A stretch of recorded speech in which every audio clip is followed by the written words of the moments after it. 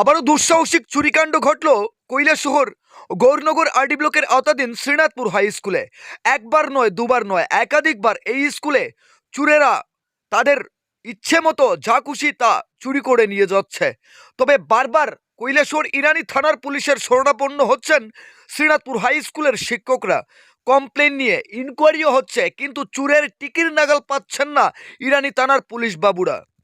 একদিকে প্রচন্ড শীত, আর এই শীতের মধ্যে হয়তো শীত ঘুমে আছেন পুলিশ বাবুরা। তা না হলে একবার, দুবার, তিনবার, চারবার যখন বারবার চুরি হচ্ছে একই স্কুলে, দামি দামি সরঞ্জাম, স্কুলের টিনের ছাউনি, নতুন টিন রাখা হচ্ছিল রুমের মধ্যে, সেগুলোও রুমের তালা ভেঙে নিয়ে গেছে। আজ রক্ষা পেল না চুরের হাত থেকে স্কুলের গেট।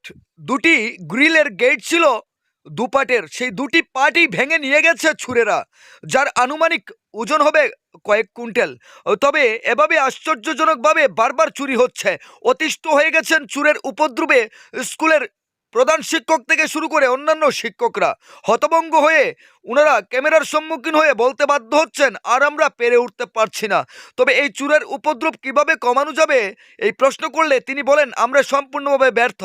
যদি ইরানি থানার কর্তব্যরত পুলিশ এবং এলাকার সচেতন মানুষ এবং পঞ্চায়েতের এবং এসএমসিএল কমিটি সবাই মিলে যদি যৌথভাবে প্রয়াস চালানো যায়, তাহলে হয়তো চুরের হাত থেকে কিছুটা পরিত্রাণ পাওয়া যেতে পারে। তবে পুলিশ চাইলে কি না পারে আমরা দেখতে পেরেছি বিগত দিন আরজিএম হাসপাতালের চুরিকাণ্ড। কৈলাসহর থানার পুলিশ 48 ঘন্টার মধ্যে চুরের কাছ থেকে চুরি হওয়া মাল উদ্ধার করে চুরকে লকআপে ভরে দেখিয়েছে। তবে একাধিকবার চুরি হওয়ার পরও ইরানি থানার পুলিশ কেন সেই চোরদের শনাক্ত করতে পারছে না, তা আমরাও ঠিকমতো বুঝে উঠতে পারছি না।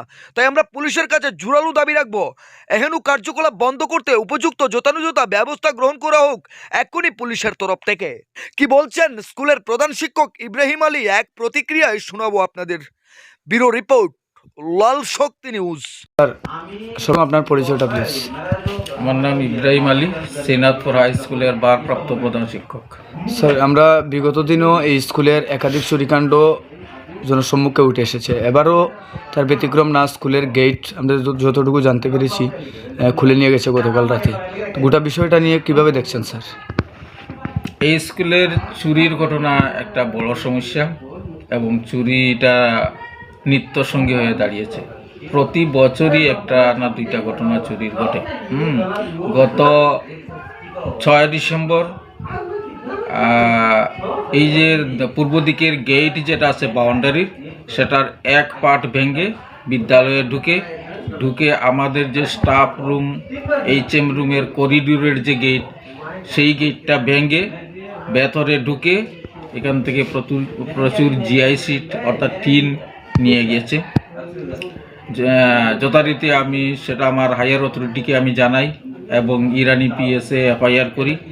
ইরানি পিএস ইনভেস্টিগেশন করে, কিন্তু ফলাফল এখনও আমি কিছু পাইনি। এর আগে মিড ডে মিলের ইউটেন্সিল অর্থাৎ বাসন, হাড্ডি, তালা, এগুলো আমরা 33,000 টাকার ক্রয় করি। এরপরেই ছিল সামার ভ্যাকেশনে আমি এসে দেখি ব্যাংকের সমস্ত বাসন হাড্ডি নিয়ে গেছি।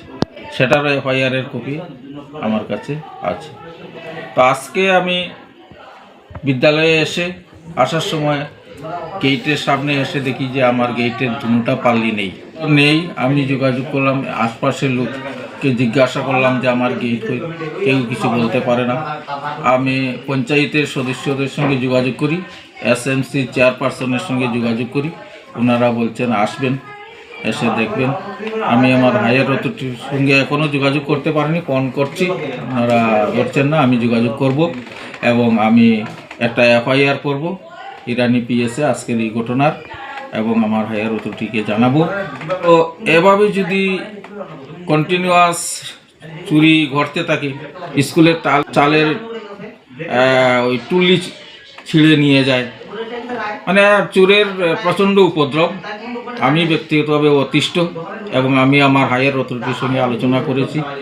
তো আমার মনে হচ্ছে যদি পুলিশ প্রশাসন থেকে শক্ত স্টেপ নেওয়া হয় এবং অ্যাকশন যদি সঠিকভাবে নেওয়া হয়, আমার মনে হয় সেটা কন্ট্রোল হতে পারে।